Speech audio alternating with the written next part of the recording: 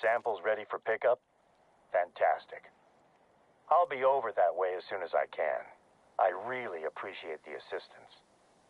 Hunting for droppings and wading into swamp water might not be glamorous or exciting, but it's part of a massive effort to maintain the balance of life out here. It makes a big difference.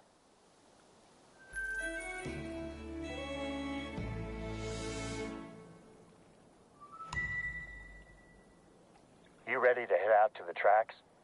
Just knowing that tree is hanging over the train track is making me anxious. It's a little bit of a hike, but it's worth it to see the rail bridge. Let me know once you've found the tree.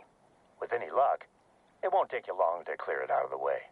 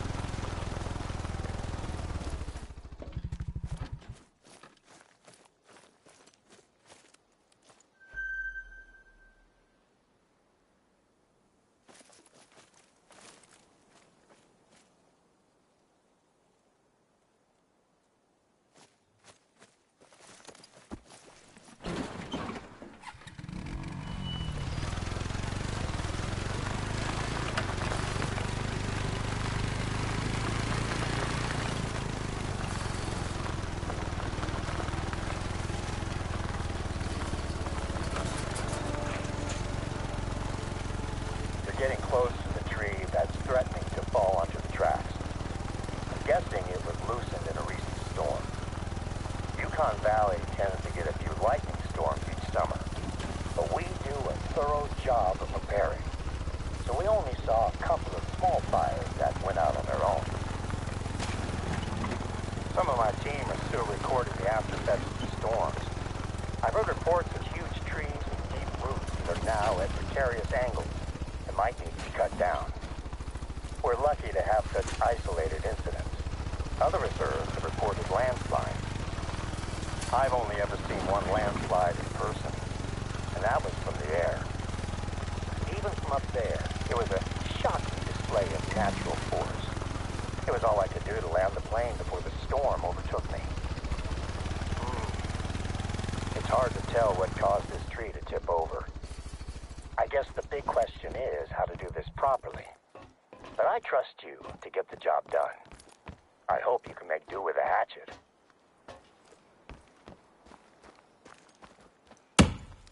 Great work out there. The train is behemoth. I honestly don't think a single tree would do more than dent it in a collision. But I'd rather not take the chance and risk a serious accident. Speaking of the train, it's due to pass by at any moment. I'd stay clear of the tracks if I were you. Keeping that railroad open is a big responsibility for us.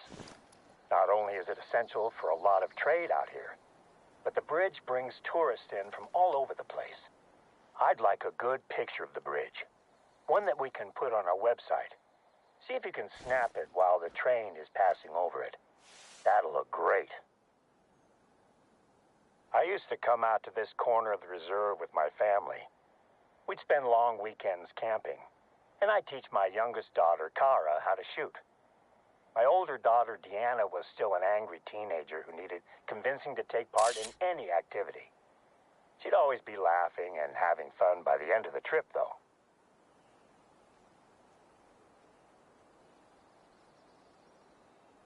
Those trips are some of my favorite memories.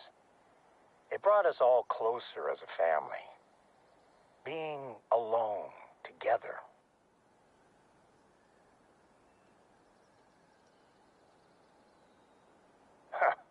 Here's me talking about my family vacations when I can't even remember the last time I had dinner with my wife.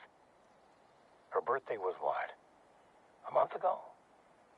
I think I'm probably overdue to take her out somewhere nice.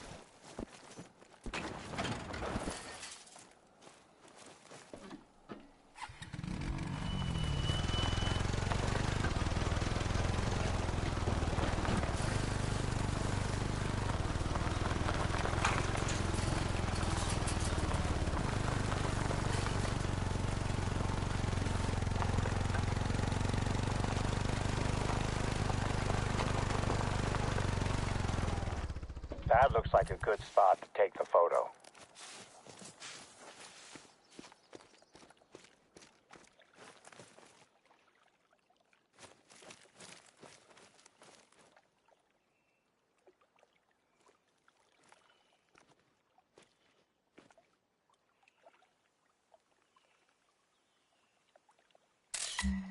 That's the shot we needed. It's a shame we couldn't catch it with the train on top, but it's still good. I'll send this picture over to Sandy. Her team takes care of the Yukon Valley website.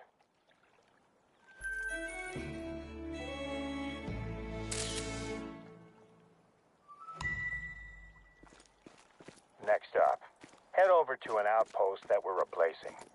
Not too far from where you are just now. The cabin was lost in the Teton forest fire 2 years ago, and we're in the process of replacing it with a temporary trailer, equipped with some more modern facilities. Due to the level of damage that was sustained by this area of the reserve, it has attracted several researchers who would like to perform long-term studies in the region.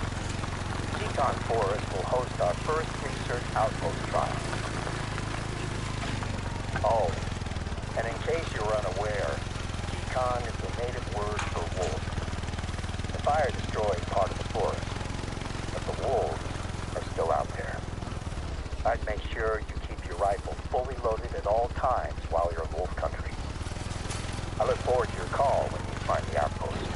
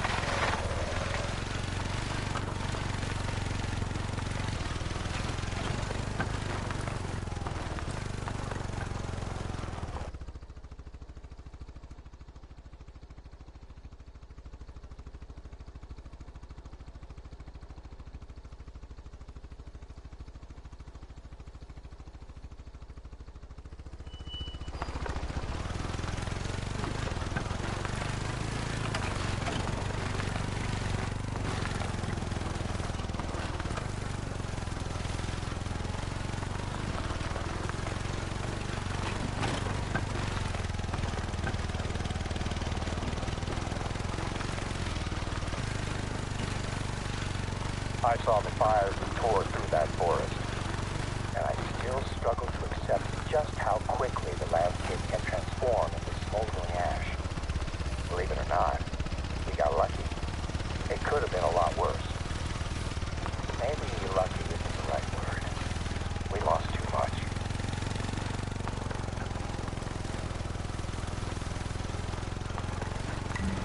This is the Basri Memorial Outpost, or at least it will be, once you get it up and running.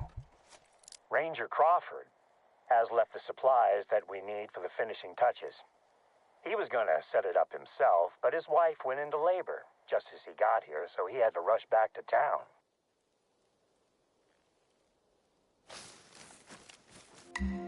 The workstations look like they're ready to go. If this trial goes well, we might see more researchers setting up camp across the reserve. For now, though, let's get things powered up. The supplies will include fuel for the generator.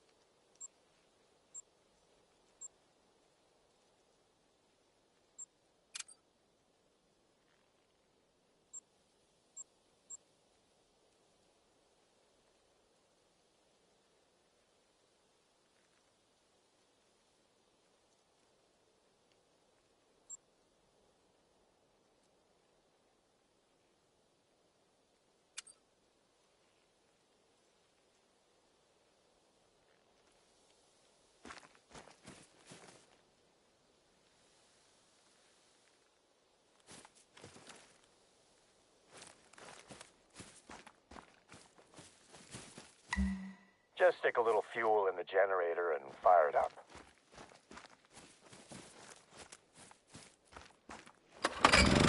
And we're in business. Good. I'll let our researchers know they're welcome to visit when they're ready. Of course, you can sleep here and restock the supplies, just like any other outpost.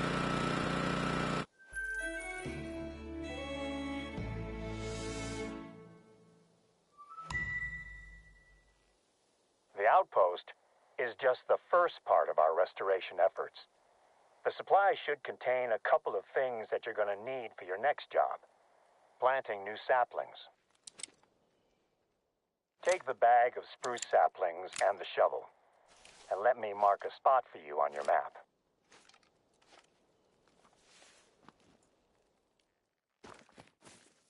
It's a tough road ahead for this part of the reserve. The fire burnt away a huge chunk of the forest. But with any luck, a program of replanting will gradually bring life back. I hope to see it happen in my lifetime.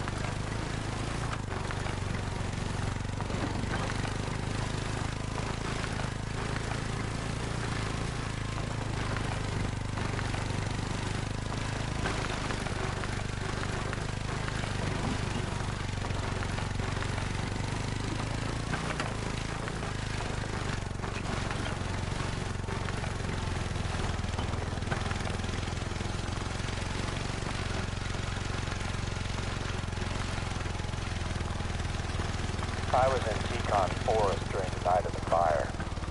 We predicted a few spots as potential fire sites, and we're doing our best to prepare. But there were too few of us, and too much ground to cover.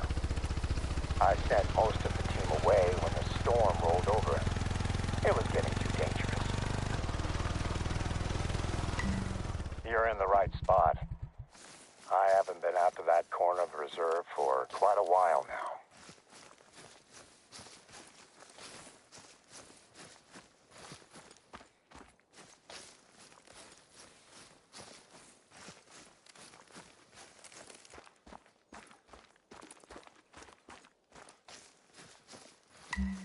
Three saplings should be enough for now. Can you see the shell of the old tree? It was the first casualty when it was struck by lightning and went up in flames.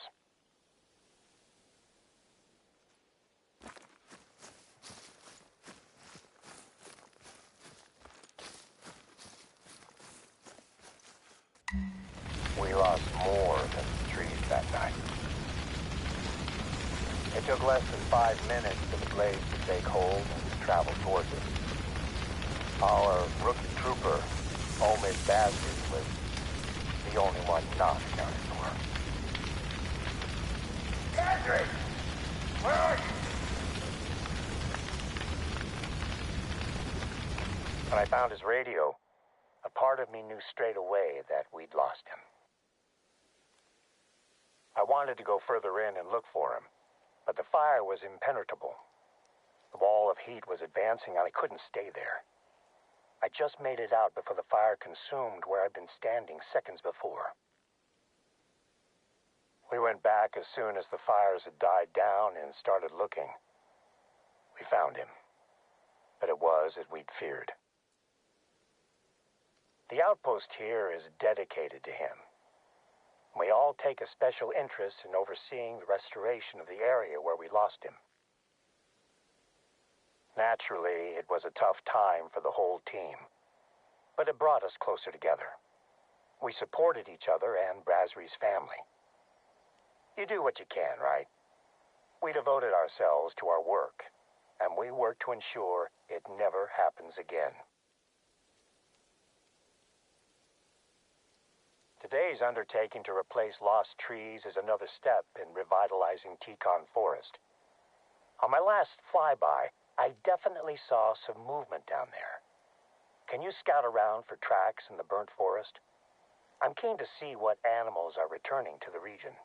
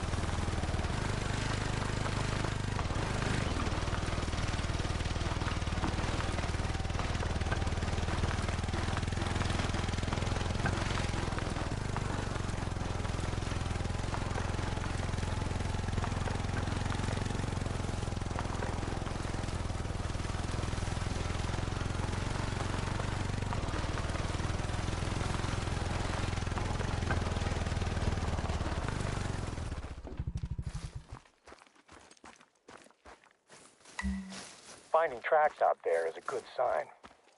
There might not be a lot of cover or food yet, but at least some animals are starting to come back. I don't have any more work for you out in Teton Forest, but I've just received a message from a research team that could probably use a little assistance. Let me speak with them, and I'll be in touch with you shortly.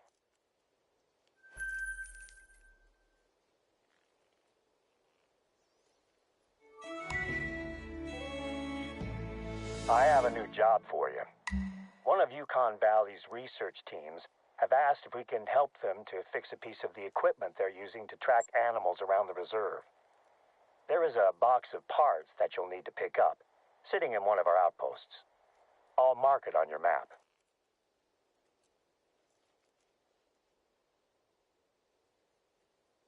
Normally, I'd tell them we're too busy for this, but they need to wrap up their research before winter settles on the reserve.